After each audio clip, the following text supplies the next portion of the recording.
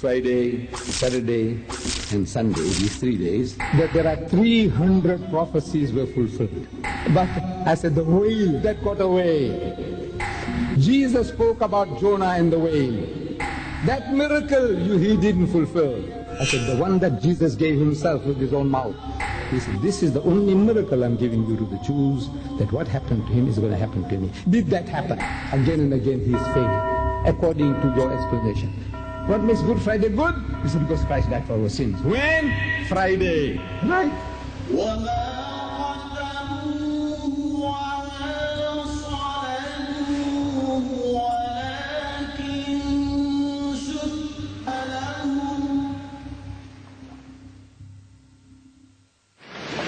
من الشيطان الرجيم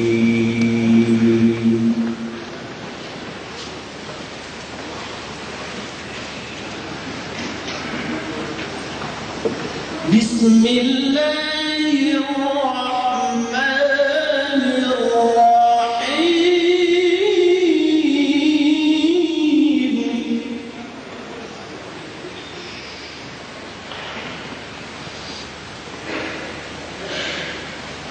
وقولهم إنا قتلنا المسيح عيسى ابن مريم رسول الله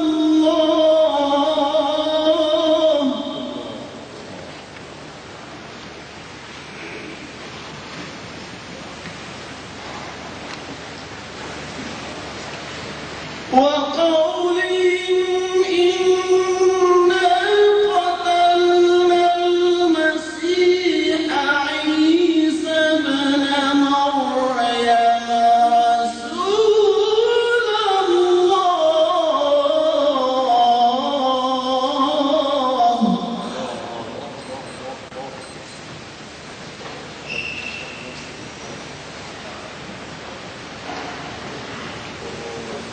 وما قتلوه وما صلبوه ولكن شبه لهم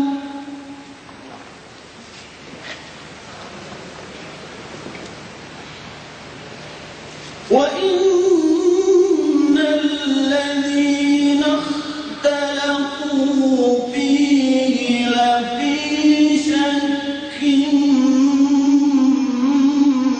منه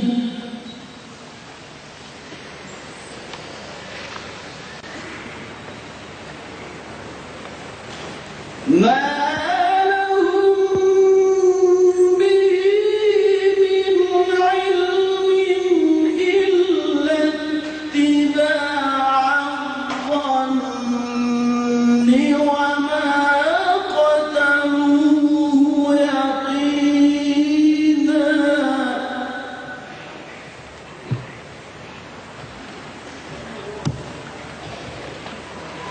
بل رفعه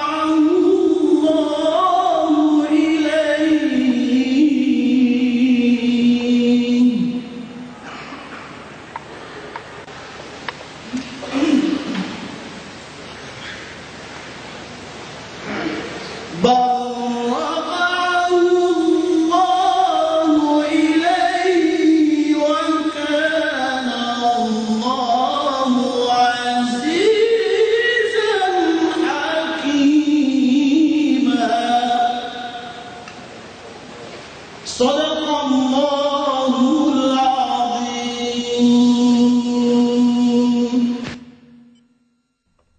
এবং তাহারা লানতগ্রস্ত হইয়াছিল তাহাদের কুফরির জন্য ও মরিয়মের বিরুদ্ধে গুরুতর অপবাদের জন্য। তাহারা দম্ভ করিয়া বলে, আমরা আল্লাহর রাসূল এবং মরিয়মের তনয় ঈসাকে হত্যা করিয়াছি, অথচ তাহারা হত্যা করে নাই, ক্রুশবিদ্ধও করে নাই। কিন্তু তাহাদের এরূপ বিভ্রম হইয়াছিল। যাহারা তাহার সম্বন্ধে মতভেদ করিয়াছিল তাহারা নিশ্চয়ই এই সম্বন্ধে সংশয়যুক্ত ছিল। ইহা নিশ্চিত যে তাহারা তাকে হত্যা করে নাই, বরং আল্লাহ তাহাকে তাহার নিকট তুলিয়া লইয়াছেন এবং আল্লাহ পরাক্রমশালী, প্রজ্ঞাময়। সাদাকাল্লাহুল আজিম। أعوذ بالله من الشيطان الرجيم بسم الله الرحمن الرحيم وقولهم إنا قتلنا المسيح عيسى ابن مريم رسول الله وما قتلوه وما صلبوه ولكن شبه لهم وإن الذين اختلفوا فيه لفي شق منهم ما لهم به من علم إلا اتباع الظن وما قتلوه يقينا بل رفعه الله إليه صدق الله العظيم। মিস্টার চেয়ারম্যান এবং আমার প্রিয় ভাই ও বোনেরা, আমি আল্লাহর কাছে কৃতজ্ঞ যে এই বুড়ো বয়সেও সম্ভব হয়েছে ভারত মহাসাগর পাড়ি দিয়ে এমন দেশে এসেছি যেটাকে আমাদের দেশের লোকেরা বলে পৃথিবীর একেবারে নিচে। এই দেশটাকে বলা হয় আমাদের পৃথিবীর নিচের দেশ। আসলে পৃথিবীর যে গ্লোবটা আছে সেখানে এই দেশটা একেবারে নিচে। আমি জানি না মানুষ এখানে এই দেশে কিভাবে থাকে, আসলেই জানি না। তো জীবনে প্রথমবারের মতো আপনাদের এই অসাধারণ দেশে আমি আসতে পেরেছি। আমি আপনাদের আতিথেয়তায় মুগ্ধ হয়েছি। আমি এদেশের সরকারের কাছে কৃতজ্ঞ আমাকে ভিসা দেওয়ার জন্য। আর এখানকার লোকেরা আমাকে যেভাবে অভ্যর্থনা জানিয়েছে, প্রত্যেকটা জায়গাতে সহযোগিতা করেছে, তাদেরকে শুধু ধন্যবাদ জানালে কম বলা হয়ে যাবে। দোয়া করি আল্লাহ আপনাদের আরো সমৃদ্ধ করুক। আর এখানে এসে গত কয়েকদিনে আমার বেশ কিছু অসাধারণ অভিজ্ঞতা হয়েছে। এককালে মধ্যযুগে ইউরোপে একটা কথা চালু ছিল, ভেনিস দেখে মরে যাও। তার অর্থ ভেনিস শহরে আপনি যে অপরূপ সৌন্দর্য দেখবেন, যে পানির উপর একটা শহর, চারিদিকে শুধু পানি। ভেনিস ইটালির একটা শহর, ভেনিস ভেনিস যে ভেনিস দেখে মরে যাও। এখন আমি দেশে ফিরে গিয়ে আমার লোকদের বলবো, সিডনি দেখে মরে যাও। না,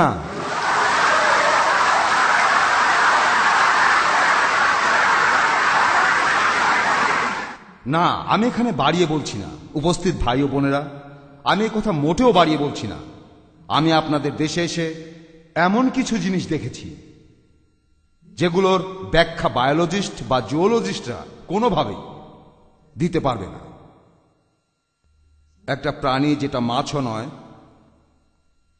সরীসৃপও নয়, স্তন্যপায়ীও নয়, এটা পাখিও না।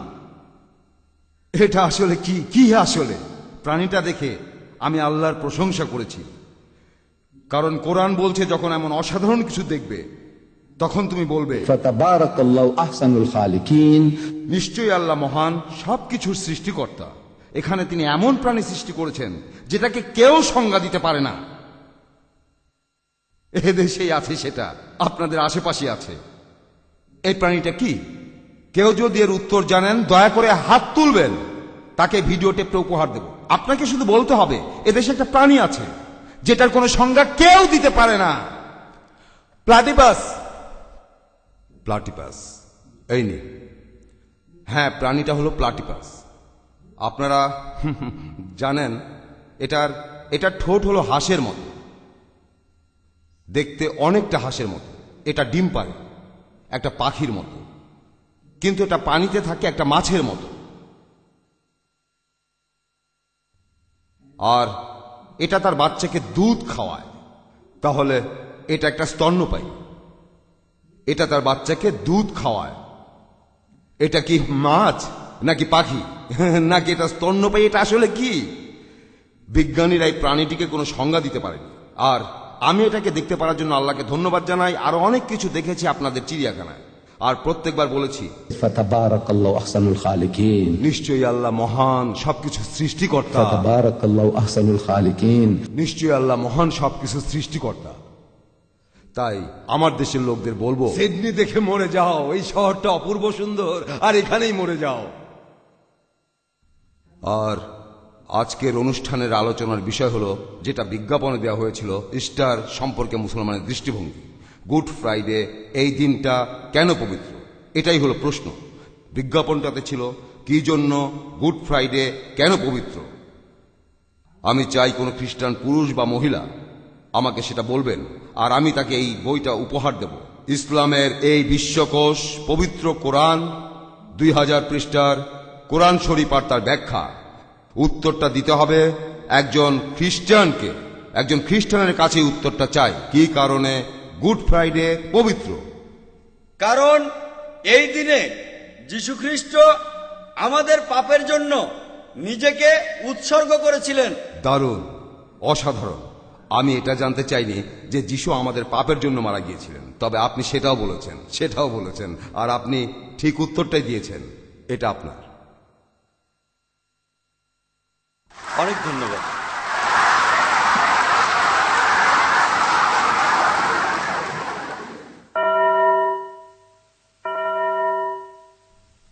আমাকে অনেক জ্ঞানী লোক বলেছেন যে ইস্টারের এই 3টি দিনে, অর্থাৎ শুক্রবার, শনিবার আর রবিবার, এই 3 দিনে মোট 300টি ভবিষ্যৎবাণী ফলে গিয়েছিল। যীশু খ্রিস্টের মৃত্যু আর পুনরুত্থানের সময় ওল্ড টেস্টামেন্টের 300 ভবিষ্যৎবাণী ফলে গিয়েছিল। তবে আজকের এই অনুষ্ঠানে আমি বলবো, যে মাছটা পালিয়ে গিয়েছিল, ধরেন আমি একজন জেলে মাছ ধরি, আর মাছ ধরার পর আমি লোককে বলি যে এতগুলো মাছ ধরেছি, তারপর মজা করে মাছগুলো ভেজে খেয়েছি। তবে যে মাছটা পালিয়ে গেছে সেটার কথা কিন্তু বলি না। ধরেন সেটা বিশাল বড় একটা মাছ যেটা পালিয়ে গেছে। আমি এখানে বলবো সেই মাছের কথা যেটা পালিয়ে গেছে, আর সেই মাছটা হলো একটা তিমি মাছ, বিশাল বড় একটা মাছ। আপনারা নবী ইউনুস আর তিমি মাছের কথা শুনেছেন? কে জানে না ইউনুস আর তিমি মাছ? সবাই এটা জানেন, এটা বাচ্চা ছেলেও জানে। নবী ইউনুস আর তিমি মাছের গল্প। তাই যে তিমি মাছটা পালিয়ে গিয়েছিল, ইউনুস আর তিমি পালিয়ে গেছে। আসলে যীশু খ্রিস্ট মাত্র একবারই ভবিষ্যৎবাণী করেছিলেন কি ঘটতে যাচ্ছে সেটা সম্পর্কে, আর সেখানে তিনি নবী ইউনুসের উদাহরণ দিয়েছিলেন। মানুষের মধ্যে একটা মজার ব্যাপার আছে। যখনই মানব জাতিকে বাঁচাতে ঈশ্বর প্রেরিত কোনো দূত আসেন তাদের বাঁচাতে, মানুষ তখন সেই নবীর পথে বাধা হয়ে দাঁড়ায়। মানুষ তখন সেই নবীর কাছে নিদর্শন দেখতে চায়, অলৌকিক কিছু কলা কৌশল, এমন কিছু করে দেখাও যেটা আমরা পারি না, তাহলে আমরা মেনে নেব যে তুমি ঈশ্বরের দূত। এটা মানুষের একটা অসুখ, তারা শোনার চেষ্টা করে না। তাদেরকে যেটা বলা হচ্ছে সেটা ভালো না খারাপ, না, আমাদের অলৌকিক কিছু করে দেখাও। মাথার উপর ভর দিয়ে দাঁড়াতে পারো? হ্যাঁ, মাথার উপর ভর দিয়ে দাঁড়াতে পারো? হ্যাঁ, আর পা উপরের দিকে দিয়ে হাতের উপর ভর দিয়ে দাঁড়াতে পারো? ঈশ্বরের দূতের কাছে মানুষ এগুলোই দেখতে চায়। আর এই অসুখটা মোটামুটি সবার মধ্যে আছে। পবিত্র বাইবেলে আছে, আর নিউ টেস্টামেন্টের গসপেল অব ম্যাথুজে আছে, যে যখন যীশুখ্রিস্ট বললেন যে তিনি হলেন মসীহ, প্রত্যাশিত ত্রাণকর্তা, অর্থাৎ খ্রিস্ট, ইহুদিরা এতে সন্তুষ্ট হল না, এটা মানতে পারল না। তারা যিশুর কাছে আসলো। ম্যাথিউয়ের 12 অধ্যায় 38 থেকে 40 অনুচ্ছেদে আছে, তারা যিশুর কাছে আসলো, তারপর বলল প্রভু। ব্যঙ্গ করে বলল, সম্মান দেখিয়ে নয়, ব্যঙ্গ করে বলল প্রভু। হিব্রু ভাষায় বললে রাবাই, মৌলানা শেখ। তারা এভাবে বলেছিল, আমরা আপনার নিদর্শন দেখতে চাই, আমরা অলৌকিক কিছু দেখতে চাই, যাতে আমরা বুঝতে পারি আপনি আসলে ঈশ্বরের প্রেরিত দূত। তারা ব্যঙ্গ করে বলেছিল। তাই যীশু খ্রিস্ট তখন রেগে গেলেন, খুব রেগে গেলেন, আর বললেন একটা অসৎ আর ব্যভিচারী জাতি শুধু নিদর্শন দেখতে চায়, আর তাদেরকে কোনো নিদর্শন দেখানো হবে না। একটা অসৎ আর ব্যভিচারী জাতি। আজকের দিনের ভাষায় আমি আধুনিক শব্দগুলো ব্যবহার করছি না, এখানে আপনারা নিজেরাই ব্যাপারটা বুঝে নিন। একটা অসৎ আর ব্যভিচারী জাতি শুধু নিদর্শন দেখতে চায়, আর তাদের কোনো নিদর্শন দেখানো হবে না, কেবলমাত্র ইউনুসের নিদর্শনটি বাদে। কারণ ইউনুস 3 দিন এবং 3 রাত তিমির পেটে ছিলেন, আর ঈশ্বরের পুত্র সেই একইভাবে 3 দিন এবং 3 রাত পৃথিবীর পেটে থাকবেন। মাত্র একটা নিদর্শন, একটা অলৌকিক কাজ আমি তোমাদের করে দেখাবো আমার প্রমাণ হিসাবে। সেটা হলো ইউনুসের নিদর্শন, ইউনুসের অলৌকিক কাজ, আমারও অলৌকিক কাজ। আমি এবারে একটা প্রশ্ন করছি, নিদর্শনটা কি ছিল? যদি কোনো খ্রিস্টান বলতে পারেন, আর একটা কোরআন শরীফ আমি তাকে উপহার দেব। একজন খ্রিস্টানকে উত্তর দিতে হবে যে অলৌকিক কাজটা কি, ইউনুসের নিদর্শন, সেই নিদর্শনটা কি? কোন খ্রিস্টান প্লিজ আপনার হাত তুলুন, আপনার হাত তুলুন, তারপর আপনি উত্তরটা বলুন। ঠিক হতে পারে, ভুল হতে পারে। কোন খ্রিস্টান কি বলতে পারবেন অলৌকিক কাজটা কি, ইউনুসের নিদর্শন? আমি বলবো। কেউ নেই? আমি পারবো। কি? হ্যাঁ বাবা বলো। যিশু মারা যাওয়ার 3 দিন পর তিনি আবার ফিরে এসেছিলেন। তারপর তিনি না, ইউনুসের সাইন মানে ইউনুসের অলৌকিক কাজ। সাইন হলো অলৌকিক কাজ, এটা রোড সাইন না। এবার থামো এবং বসো। রোড সাইন না, এই শব্দটা ফ্রেঞ্চ বাইবেলে মিরাকল, মিরাকল এভাবেই বলা আছে, ইংরেজিতেও তাই। তবে ইংরেজি বাইবেলে বলছে সাইন, ফ্রেঞ্চ বাইবেলে মিরাকল। হ্যাঁ, আপনি শেষ করেন। না, আমরা এখানে ইউনুসের নিদর্শন নিয়ে কথা বলছিলাম, এখন আপনি বলেন। আপনি বলেছেন যে ইউনুস যে নিদর্শন দেখিয়েছিলেন, যিশু সেই একই নিদর্শন দেখিয়েছেন। আর আপনি বাইবেল থেকে এখানে একটা উদ্ধৃতি দিয়েছেন, সেখানে 39 নং অনুচ্ছেদ বলছে আর তাদেরকে কোনো নিদর্শনই দেখানো হবে না, শুধুমাত্র ইউনুসের নিদর্শনটা ছাড়া। আপনি বলেন সেটা কি 40 অনুচ্ছেদও বলছে? আপনি একটু দাঁড়ান, দাঁড়িয়ে বলেন। হ্যাঁ দাঁড়ান। আমি আপনার পেছনের ভাইয়ের দিকে তাকিয়েছিলাম, না, আমি ভাবছিলাম বলছি যে কিভাবে তিনি ঠোঁট না নাড়িয়েই কথা বলছেন।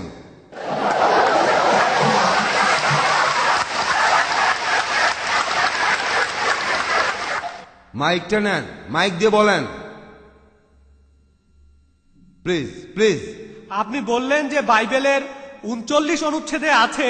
না, আমি শুধু উত্তরটা চেয়েছিলাম আহা, যে নিদর্শনটা কি। আমার কথা শুনেন মিস্টার দিদার। কোনো লেকচার না, শুধু উত্তর। না না, আমাকে বলতে দিন মিস্টার দিদার। সত্যি কথাটা একদিন বের হবেই। আর আমি এও বলছি, আপনি নিশ্চয়ই জশ ম্যাকডওয়েলের কথা শুনেছেন। এখান থেকে আমি আপনাকে পরে শোনাচ্ছি। এখানে বাইবেলে আছে 39 থেকে 41 অনুচ্ছেদে আছে সহজ উত্তরটা একটা অসৎ ও ব্যভিচারী জাতি আমার শুধু কথা নিদর্শনই দেখতে শোনেন, চায়। শোনেন ভাই, শোনেন কি? আমার কথাটা শোনেন। কি শুনবো? আমার কথা শোনেন।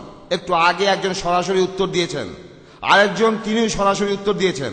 তো আর আমিও আপনি তো এখানে আপনাকে বাইবেল দাঁড়ান, থেকেই পড়ে দাঁড়ান, শোনাচ্ছি। দাঁড়ান, দাঁড়ান, আমার কি? কথা শোনেন। আপনি জশ ম্যাকডাওয়েলের কথা বলছেন। এখানকার সবাই শ্রোতারা কি জানে, জশ আপনি সেটা ম্যাকডাওয়েল জানেন। সম্পর্কে জানেন? ধর্মগ্রন্থ থেকে আমি আরে উদ্ধৃতি ভাই, দিয়েছি, আমিও তো আমি আপনাকে বলেছি। বাইবেল থেকে শোনেন, উদ্ধৃতি আমার দিচ্ছি, কথা মিস্টার শোনেন, দিদার। আমার কথাটা শোনেন। আমি বললাম যে আমি শুনছি। যিশু বলেছেন আমার নিদর্শন হলো ইউনুসের নিদর্শন। ইউনুসের যা হয়েছিল সেটাই আমার অলৌকিক কাজ, তার নিদর্শন আমারও নিদর্শন। আমার প্রশ্ন হলো, আমিও তো আপনাকে সেই নিদর্শনটা বাইবেল থেকেই কি? পড়ে শোনাচ্ছি। আমাকে পড়ে শোনানো লাগবে না, আমি আচ্ছা, বাইবেলের পুরোটাই আচ্ছা, জানি, ঠিক আছে, ঠিক আছে। সম্পূর্ণ বাইবেল।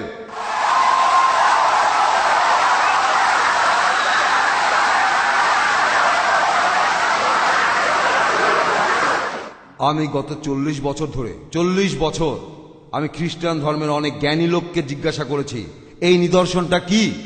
আমি এই প্রশ্নের কোনো উত্তর পাইনি। কোন খ্রিস্টানই বলতে পারবে না সেই সাইনটা কি। মিস্টার দিদার, আমি তো বলতে চেয়েছিলাম, আমারটা তো শুনলেন না। প্লিজ বসেন। সেই নিদর্শনটা কি, আর সেটা আপনি খুব সহজেই দেখতে পাবেন। খুব সহজ। আপনাকে সেক্ষেত্রে বুক অব জোনা পড়তে হবে, আপনাকে বাইবেলের বুক অব জোনা অধ্যায়টা পড়তে হবে। তবে খুঁজে বের করা কঠিন। এই বুক অব জোনা বাইবেল এই অধ্যায়টা মাত্র 1 পৃষ্ঠা। এই 1000 পৃষ্ঠার মধ্যে একটা পৃষ্ঠা খুঁজে পাওয়া খুব কঠিন।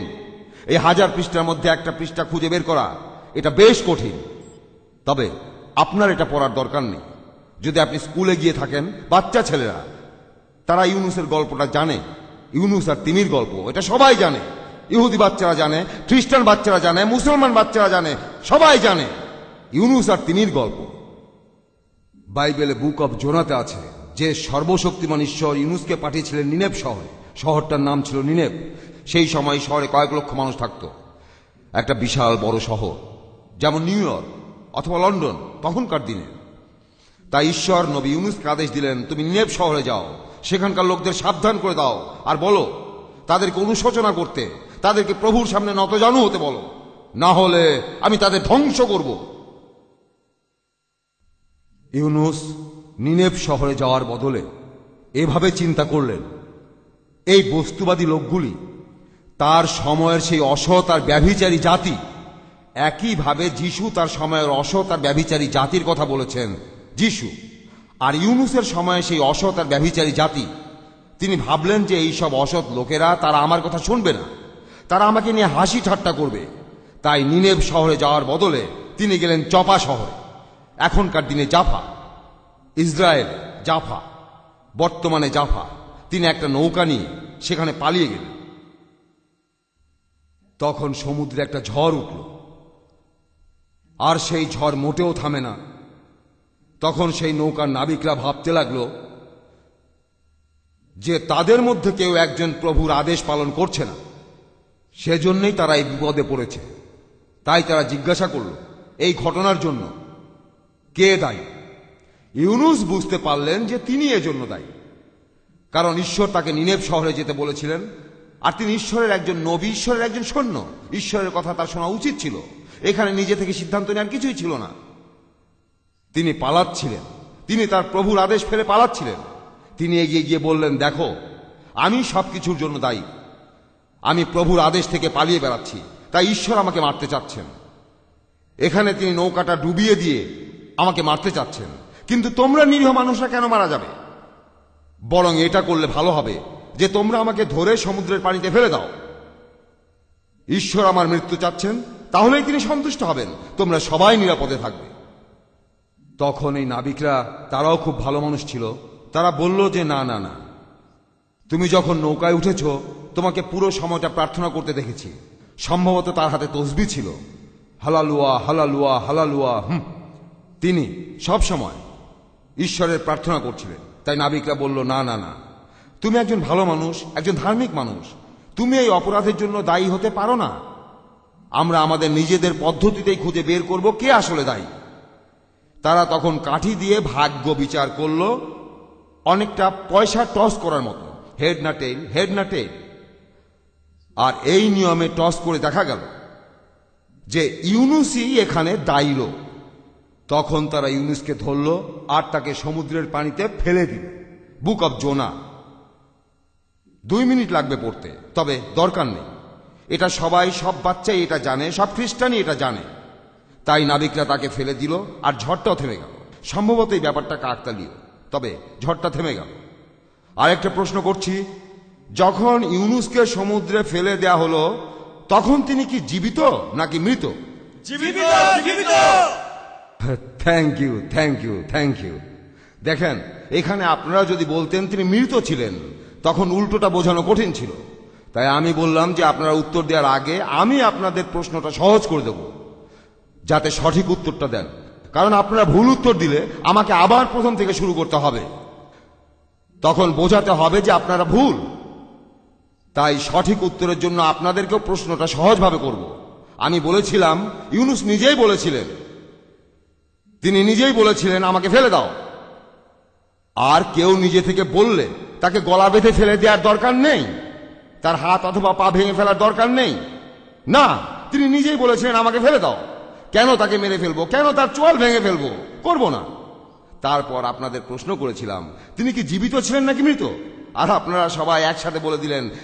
তারপর আপনাদের প্রশ্ন করেছিলাম তিনি কি জীবিত ছিলেন নাকি মৃত, আর আপনারা সবাই একসাথে বললেন জীবিত।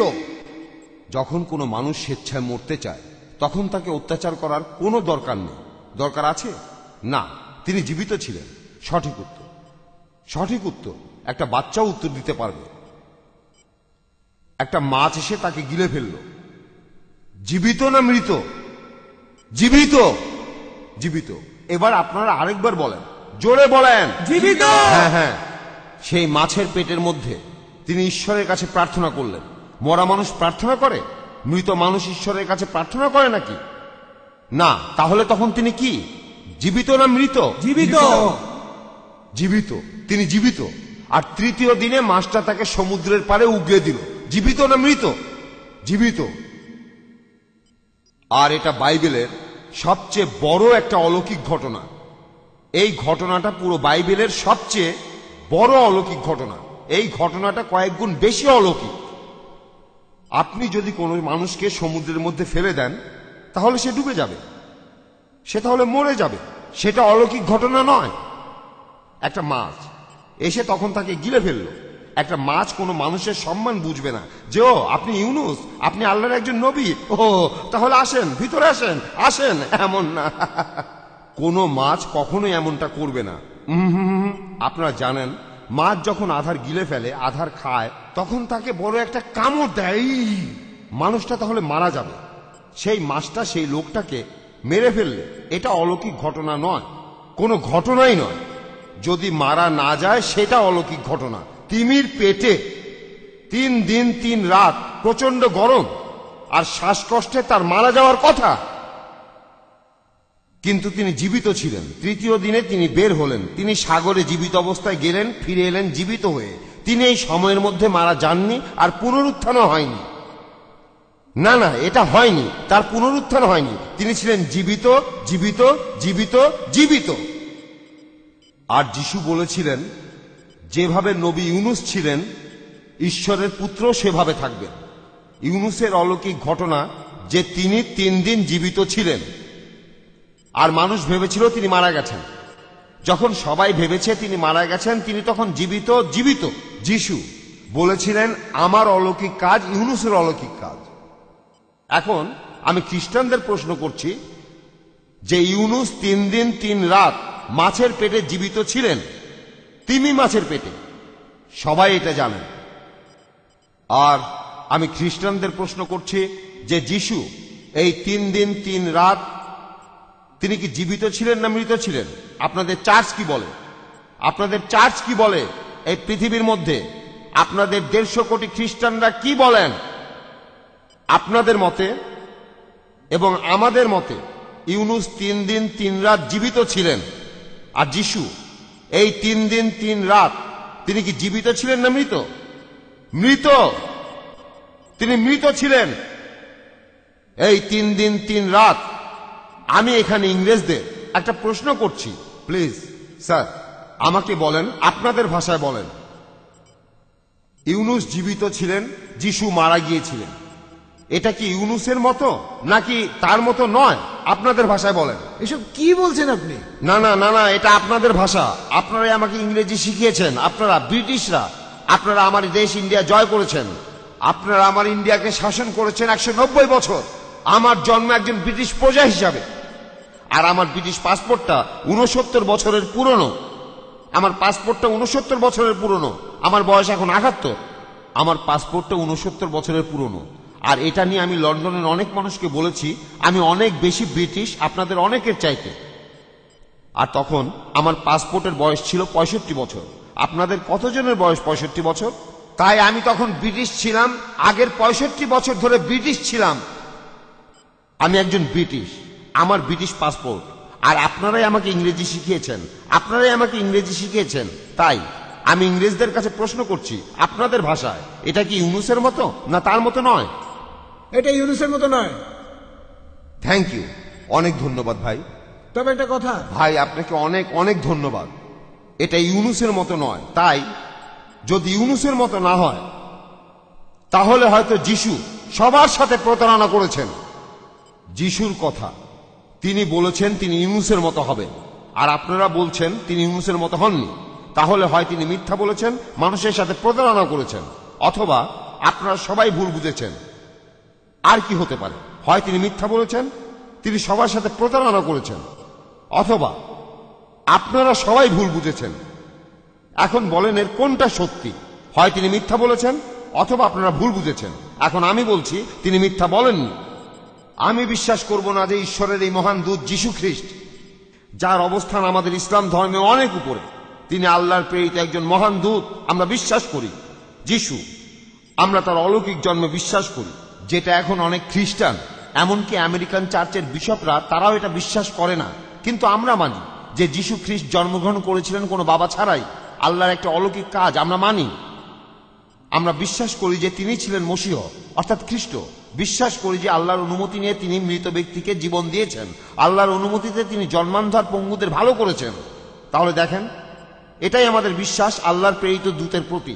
আর আল্লাহর এই প্রেরিত দূত যীশু খ্রিস্টের নাম, আমি আপনাদের বলি যে যীশু খ্রিস্টের নাম বা কথা আমাদের এই বইটাতে, আমাদের পবিত্র কোরআনে মুহাম্মদের নামের চাইতে 500% বেশিবার বলা হয়েছে। আপনারা কি জানেন মুসলমানরা, আপনারা কি জানেন যীশু খ্রিস্টের নাম আমাদের এই বইতে 500% বেশিবার বলা হয়েছে? আপনারা কি জানেন? আপনারা কি জানতেন? মনে হয় না। 500% বেশিবার বলা আছে ঈসা মরিয়মের পুত্র, ইবনে মরিয়ম, ঈসা ইবনে মরিয়ম। মুহাম্মদের নামের চাইতে 500% বেশিবার মুহাম্মদ নাকি এই বইটা লিখেছেন। অভিযোগ আছে যে তিনি কোরআন লিখেছেন। দারুণ! এই বইটাতে তিনি নিজের কথা খুব কমই বলেছেন, শুধু যিশুর কথা বলেছেন। দারুণ, অসাধারণ, অসাধারণ বই।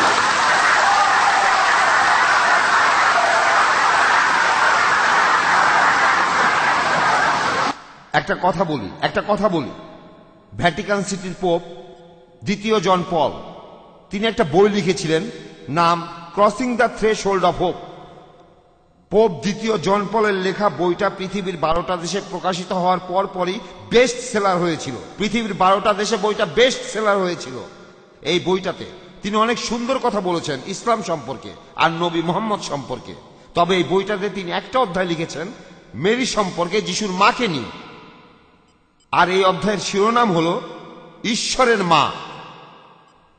ঈশ্বরের মা, এটাই শিরোনাম। এই অধ্যায়ের শিরোনামে তিনি মেরিকে বলেছেন, শিরোনাম দিয়েছেন ঈশ্বরের মা। পোপ বলেছিলেন তিনি আলোচনায় অংশ নেবেন।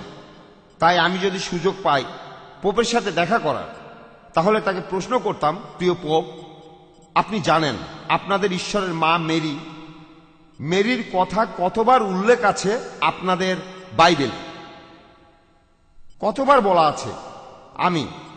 আমি জানি পোপ হয়তো এর উত্তর দিতে পারবেন না। আর যদি কোনো খ্রিস্টান এর উত্তর দিতে পারেন, আমি তাকে এই কোরআনটা আর দেব না, আমি তাকে বরং $50 দেব। যে খ্রিস্টান আমাকে বলতে পারবে আপনাদের বাইবেলে ঈশ্বরের পুত্র যিশুর মা মেরির নাম কতবার বলা আছে, $50। পারলে হাত তোলেন, চেঁচামেচি করার দরকার নেই। একটু দাঁড়ান, কেউ জেনে থাকলে তাকে সুযোগটা দিন। যিশুর মা অর্থাৎ মেরির নাম কতবার উল্লেখ করা হয়েছে আপনাদের বাইবেলে? আপনার হাত তোলেন যাতে সবাই দেখতে পায়। যে কেউ দাঁড়ান 1 মিনিট। একজন খ্রিস্টান, আমি একজন খ্রিস্টানের কাছে উত্তরটা চাই, প্লিজ। খ্রিস্টানদের সুযোগটা দিন। কেউ নেই? হ্যাঁ ভাই বলেন। স্যার, আপনাকে একটা প্রশ্ন করব, আপনি কেন এভাবে বলছেন যে পোপ এটা জানবেন না? এমন হবে কেন স্যার? ব্যাপারটা মনে হয় ঠিক না মনে হয় স্যার। ভাই আমার কথা শোনেন, সহজ প্রশ্ন সহজ উত্তর। আমি এখানে পয়েন্ট তুলতে চাচ্ছি না। আমি বলেছি যীশু খ্রিস্টের মা মেরি ঈশ্বরের মায়ের নাম, আপনাদের ঈশ্বরের মায়ের নাম আপনাদের বাইবেলে কতবার উল্লেখ করা হয়েছে। আমি বলেছি পোপ সম্ভবত এটা জানেন না, এটা তিনি নাও জেনে থাকতে পারেন। এই জন্য তাকে কোনো দোষ দিচ্ছি না, আমি এখন বলছি কোন খ্রিস্টান কি আমার এই প্রশ্নের উত্তর দিতে পারবেন? ওই যে একজন ভাই চলে যাচ্ছেন। খুব ভালো কথা, এটা আপনার নিজের ব্যাপার, যেটা ভালো মনে করেন। আমার লেকচার শোনা বাধ্যতামূলক না। আপনি ভাবছেন এটা আপনার জন্য খুব ভারী হয়ে যাচ্ছে।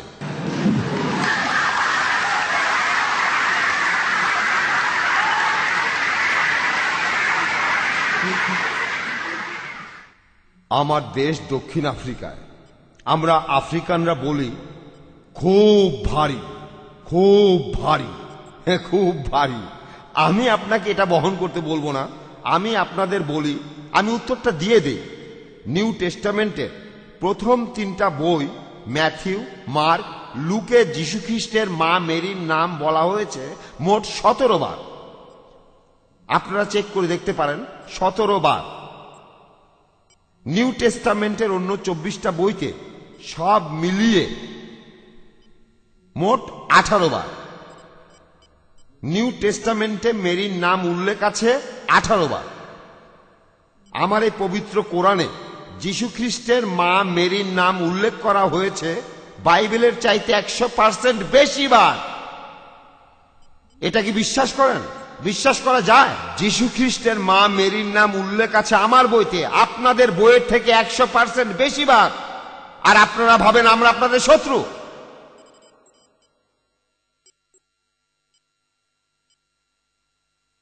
যীশু খ্রিস্টের মা মেরির নাম উল্লেখ আছে আমার বইতে আপনাদের বইয়ের থেকে 100% বেশি বার, আর আপনারা ভাবেন আমরা আপনাদের শত্রু।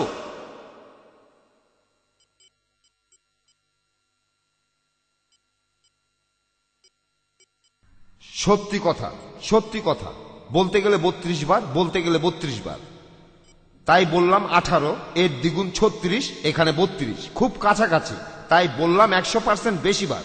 পার্সেন্ট বলতে গিয়ে এই কথা বললাম, তবে আসলে 32 বার, আর বাইবেলে 18 বার। এটাই আমাদের মধ্যে সম্পর্ক। আর আর একটা অধ্যায় আছে, কোরআনের একটা অধ্যায়, যীশু খ্রিস্টের মায়ের নামের প্রতি সম্মান দেখানো হয়েছে। এই অধ্যায়টার নাম হলো সূরা মরিয়ম, অর্থাৎ অধ্যায় মেরি। আর আপনাদের বাইবেলে রোমান ক্যাথলিকদের 73টি বইয়ে মেরি নামে কোনো অধ্যায় নেই। প্রোটেস্ট্যান্ট বাইবেলে 66টি অধ্যায়, মেরি নামে তাতে কোনো অধ্যায় নেই। সেখানে আছে Genesis, Exodus, Leviticus, Numbers, Deuteronomy, Matthew, Mark, Luke, John, Peter, Paul. Mary নামে কোনো অধ্যায় নেই। এই কথাটা আপনারা স্বীকার করে নেন। আর আমার বইতে একটা অধ্যায় আছে সূরা মরিয়ম। অনেক সম্মানের সাথে যীশু খ্রিস্টের মা মেরির নাম অনুসারে কোরআনের একটা অধ্যায় আছে, আর আপনারা আমাদের মনে করেন শত্রু। না না, আমরা কি মজা করছি? না না, এখানে দৃষ্টিভঙ্গির একটা পার্থক্য রয়েছে। আর পোপ একটা আলোচনায় অংশ নেওয়ার কথা বলেছিলেন। কথা বলেন ভাই, আপনারা কথা বলেন, আপনার দৃষ্টিভঙ্গিটা নিয়ে তর্ক করেন, বিভিন্ন যুক্তি দিয়ে তর্ক করেন, তাহলে আপনি অন্যের দৃষ্টিভঙ্গিটা জানতে পারবেন। হতে পারে আমি সেটা মানি না, ঠিক মনে করি না, আমার নিজের বিশ্বাসটাই মেনে চললাম, আপনার দৃষ্টিভঙ্গিটাও জানতে পারলাম। এটাই দরকার, আসলে এটাই দরকার। আপনাকে মুসলমান বানাতে চাই না, আসলেই চাই না। আপনার দৃষ্টিভঙ্গিটা জানতে পারবো, বুঝতে পারবো আপনার মন কিভাবে কাজ করছে, এটাই দরকার। তাহলে বুঝবেন কেন মুসলমানরা এমন আচরণ করছে।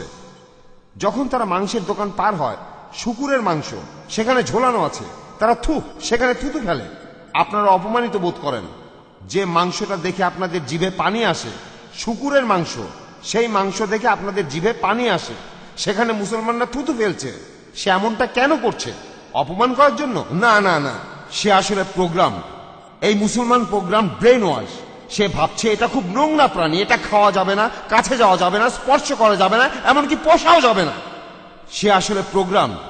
সে আসলে তার প্রোগ্রাম অনুযায়ী রিয়েক্ট করছে। আসল কথা জানলে আপনারা সহনশীল হবেন যে আমি জানি কেন তুমি থুতু ফেলছো। তুমি আমার উদ্দেশ্যে থুতু ফেলছো না, তুমি তোমার পাশের খ্রিস্টানকে উদ্দেশ্য করে থুতু ফেলছো না। না না না, এটা তুমি পছন্দ করো না।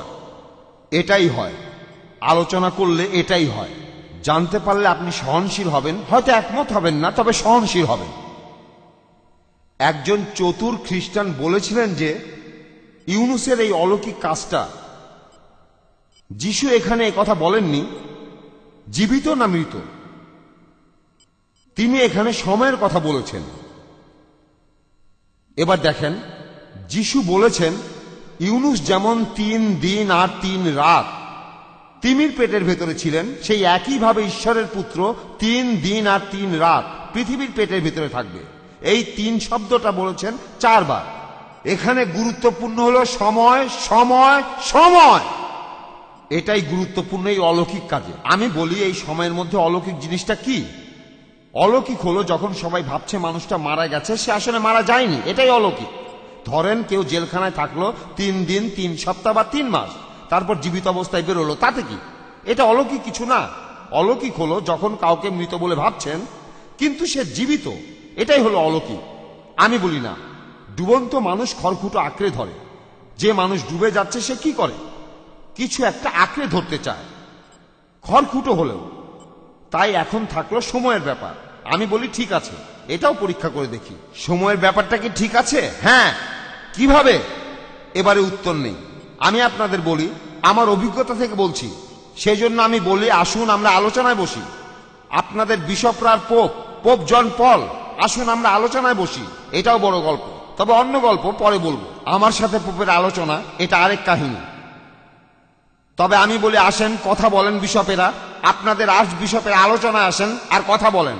আমিও তর্ক করব আর শ্রোতারা সব শুনবে, তারপর তারাই ঠিক করবে আমাদের কার কথা ঠিক। এবার আসলো সময়ের ব্যাপার, যিশুকে কখন ক্রুশবিদ্ধ করা হয়েছিল। গুড ফ্রাইডে, গুড, আমি বলি শুক্রবার। শুক্রবার দিনটা কেন পবিত্র? ওই দিন যিশু ক্রুশবিদ্ধ হয়েছিলেন। কবে? শুক্রবার। হ্যাঁ ঠিক, শুক্রবার। এই জন্য শুক্রবার দিনটা পবিত্র। সময়টা কখন? সকালে না বিকালে? তখন সেই চতুর লোকটা বলল বিকালে, বিকাল 3টার সময় তাকে ক্রুশে ঝোলানো হয়েছিল। আর ক্রুশে ঝোলানো অবস্থায় কোনো মানুষ 3 ঘন্টায় মারা যাবে না। এই ক্রুশে ঝোলানোর পদ্ধতিটা ছিল ধীর গতির আর যন্ত্রণাদায়ক মৃত্যু। এটাই আসল উদ্দেশ্য, শুধুই হত্যা করা না। ফনিশিয়ানরাও চেষ্টা করেছিল, বর্ষার খোঁচা খেলো আর তাড়াতাড়ি মরে গেল। বন্দীকে ডোবানো হলো আর মারা গেল। গরম পানি, গরম তেল, তাড়াতাড়ি মারা গেল।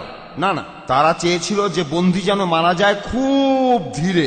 বন্দী ঝোলানো থাকে দিনের পর দিন, 3 দিন, 4 দিন, 5 দিন। ইতিহাস আমাদের বলে মানুষ 6 দিনও বেঁচে ছিল ক্রুশবিদ্ধ অবস্থায়। এটা ছিল একটা ধীর গতির মৃত্যুদণ্ড। এটাই ছিল ক্রুশবিদ্ধ করার উদ্দেশ্য। তবে তিনি নাকি মারা গিয়েছিলেন। ঠিক আছে, তাই সন্ধ্যার আগে তার লাশ নামানো হলো। আর বাইবেল আমাদের বলে যে ইহুদিরা যিশুকে তখন ইহুদি নিয়মে গোসল করালো। গোসল গোসল, মৃতদেহকে গোসল করালো। যিশুর মৃতদেহের পাশে তখন 100 পাউন্ডের ওষুধ ছিল। তারা যিশুর মৃতদেহে সেই ওষুধ লাগালো। 100 পাউন্ডের ওষুধ, তার সারা শরীরে শুধু ক্ষত ক্ষত আর ক্ষত।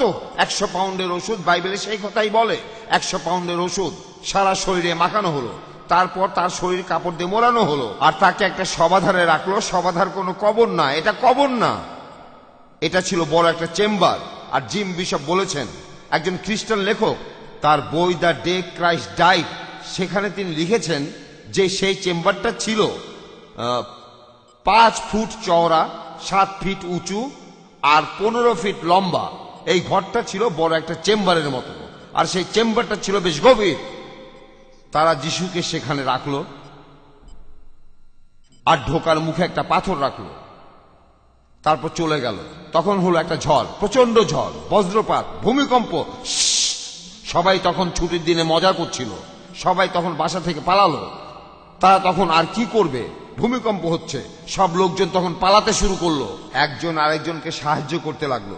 সবাই তখন খুব ব্যস্ত। আচ্ছা, এখানে বিস্তারিত বলার দরকার নেই। তারা তখন যিশুর লাশ তাকে নামালো। তাড়াতাড়ি তাড়াতাড়ি, তারা খুব তাড়াহুড়ো করছিল। বাইবেলে কথা বলছে তারা তখন খুব তাড়াহুড়ো করছিল, কারণ পরের দিন সাবাত। কারণ শুক্রবার সূর্য ডোবার পরেই শুরু হবে সাবাত। তাদের মতে রাত আগে আসে, তারপর আসে দিন। ইসলামও বলে রাত তারপর দিন। রমজানের শুরুতে আগে চাঁদ দেখেন রাতে, রমজানের প্রথম রাত। যদি চাঁদ দেখেন রমজান শুরু হয়, আবার চাঁদ দেখেন রমজান শেষ। ইহুদিদেরও একই নিয়ম। সূর্য ডুবলে নতুন দিন শুরু হয়। পশ্চিমারা যেমন করে তেমন না। রাত 12টায় আপনি দেখে বুঝবেন না নতুন দিন শুরু হচ্ছে, কিন্তু এটাই নিয়ম। এটাই হলো নিয়ম, রাত 12টায়। তারপর আপনি বলবেন এখন হলো রাত 1টা, চাঁদের হিসাব নেই। তাই তখন তারা যিশুর লাশটা নামালো। তারপর লাশটাকে একটা কবরে রাখলো, একটা শবাধারে। শবাধারে কোনো কবর না। তাহলে শুক্রবার রাত যিশু সেই শবাধারে ছিলেন। শনিবার সকালে বাইবেলে এই কথা স্পষ্ট বলা আছে, শনিবার সকালে যিশু তখনও সেই শবাধারেই ছিলেন। আমার আঙ্গুলগুলো দেখেন, আমি কোনো ম্যাজিক দেখাচ্ছি না। সার্কাসে যেমনটা করে থাকে, একজন লোক হাতের আঙ্গুল দিয়ে বিভিন্ন খেলা দেখাচ্ছে, মানুষকে ধোঁকা দিচ্ছে। শুক্রবার রাতে যিশু সেই শবাধারে ছিলেন। শনিবার দিনে তখনও তিনি সেই শবাধারে ছিলেন। শনিবার রাতে তখনও যিশু সেই শবাধারে। রবিবার সকাল, সপ্তাহের প্রথম দিন মেরি ম্যাগডালিন যখন সেখানে গেলেন তখন শবাধারটা খালি। ভালো করে দেখেন, আমি আপনাদের বাইবেল থেকেই বলছি, প্রত্যেকটা শব্দ, প্রত্যেকটা অনুচ্ছেদ। শুক্রবার রাতে যিশু সেই শবাধারে ছিলেন। শনিবার দিনে তিনি সেই শবাধারে ছিলেন।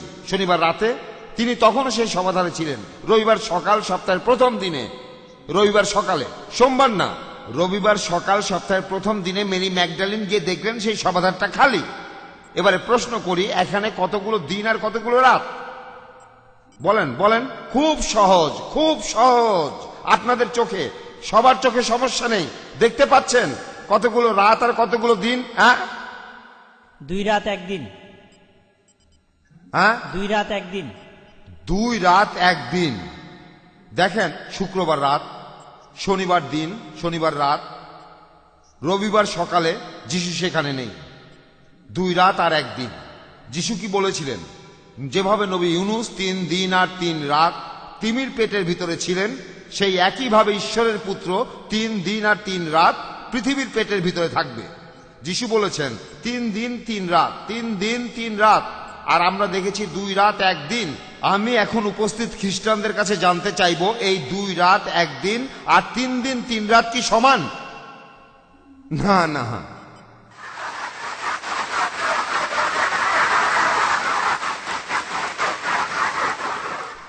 আপনারা জানেন আইনস্টাইন আপনাকে বাঁচাতে পারবে না, কোনো আইনস্টাইন বাঁচাতে পারবে না। ভালো করে দেখেন, খুব সহজ, গুণে দেখেন।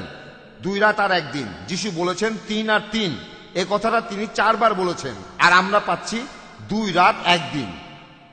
আবারও আপনারা পা পিছলে পড়লেন। আপনারা এখানে ভুলটা করছেন, মুসলমান হিসাবে আমি বলবো আপনারা ভুল করছেন। এই ভুলটা আপনাদের, আমি বলছি না যে আপনাদের বাইবেলই ভুল, এমন কোনো কথা বলছি না, এ কথা আমি বলছি না। ভালো করে দেখেন, আপনারা ইংরেজি ভাষার লোকেরাই আমাকে কিং জেমস ভার্সনের বাইবেল দিয়েছেন, আর এর ইংরেজিটা পছন্দ করি, বেশ পছন্দ করি, সত্যি করি। আর এখন আপনাদের দেয়া এই বাইবেল আমি পড়লাম আর দেখলাম